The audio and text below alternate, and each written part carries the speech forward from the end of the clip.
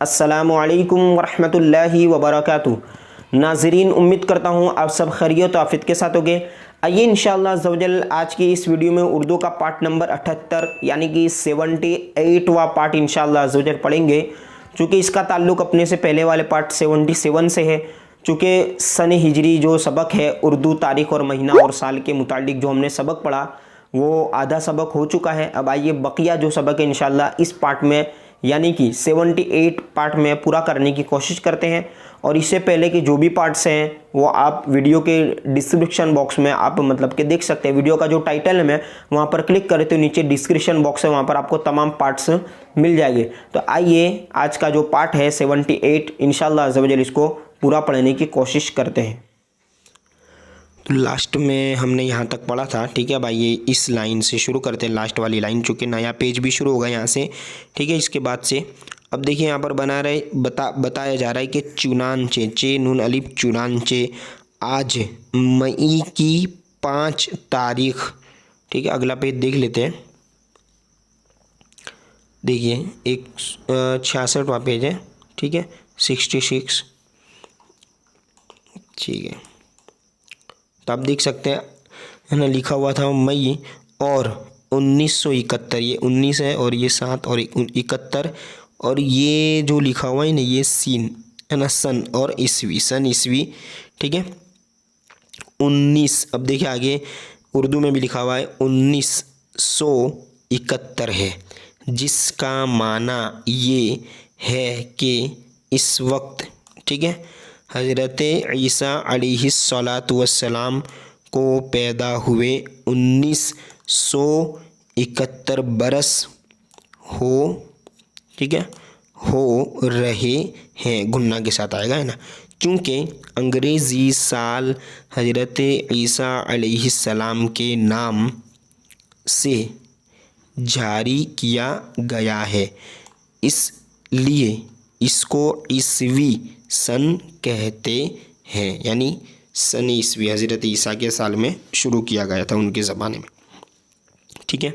लोग जब अंग्रेज़ी तारीख़ और सन लिखना चाहते हैं तो सन का लफ्ज़ लंबा बनाकर उसके ऊपर गिनती लिखते हैं और गिनती के आखिर में सिर्फ आइन का सर यानी कि इस तरह का हमज़ा बना देते हैं ताकि ईस्वी की तरफ इशारा हो जाए।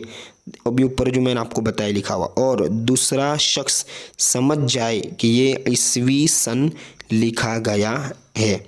मसलन 1900, ठीक है, 71 ईस्वी साल को यूं लिखेंगे, किस तरह, देखिए ये बड़ा सा सीन बना दिया और ये हमज़ा और ऊपर 1971 को लफ्ज़ों में लिख दिया, है ना।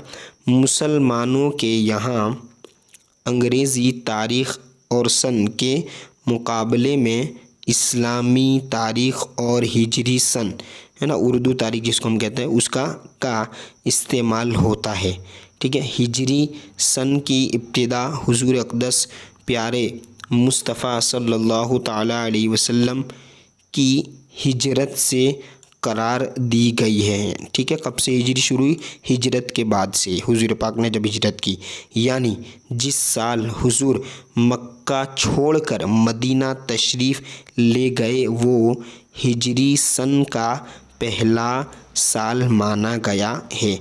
हिजरी का माना है अल्लाह के लिए अपना, ठीक है, देश अपना घर, दालिया देश अपना घर बार छोड़कर दूसरी जगह चले जाना, ठीक है। मक्का शरीफ, है ना, मक्का शरीफ तो हुज़ूर सल्लल्लाहु अलैहि वसल्लम का वतन था। 53 बरस, देखिए ये 53, 13 पेनून, ऊपर हरकत नहीं, लेकिन हमें बरस से आगे तो समझ जाना ये 53 किसी न किसी डिजिट के बारे में बात की जा रही है, अंक के बारे में ना। 53 बरस हुज़ूर सल्लल्लाहु ताला अलैहि वसल्लम वहाँ, वाव हा अलिफ गुन्ना, वहाँ रहे। तो फिर हुज़ूर ने मक्के से हिजरत क्यों, ठीक है, क्यों फरमाई? इसका भी जवाब हम आइए देखते हैं अगले पेज पर, ठीक है, क्यों फरमाई। अब पूरी तफसील के साथ बताया जाएगा। आप भी ध्यान रखिए, है ना, ठीक है, ताकि हो सकता है कोई पूछ ले तो बताने में आसानी रहे। क्यों? तो बात ये है कि जब हुजूर की उम्र मुबारक 40 साल की हुई और हुजूर पर कुरान मजीद नाजिल होना शुरू हुआ तो अल्लाह ताला के हुक्म के है ना, हुक्म से मुताबिक, हुक्म के पढ़ेंगे इसको, यहाँ पे थोड़ा मिट गया, मुताबिक हुजूर सल्लल्लाहु अलैहि वसल्लम ने पहले सिर्फ अपने खास लोगों में अपना पैगंबर होना जाहिर किया। जाहिर जों से लिखा जाएगा ना, कुछ अल्फाज को ध्यान में रखना है ताकि लिखने में आसानी रहे। खुश नसीब लोगों ने आपकी बात सुनकर आपको अल्लाह का रसूल मान लिया, ठीक है, और मुसलमान हो गए।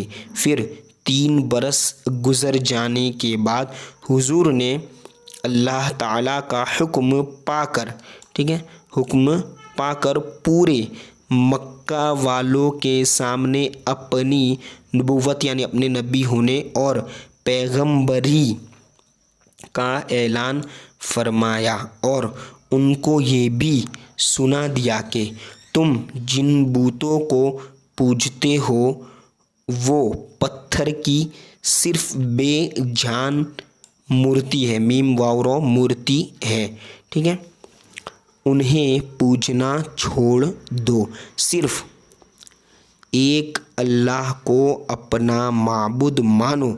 मक्का के कुफ्फार हुजूर का ये ऐलान सुनकर चल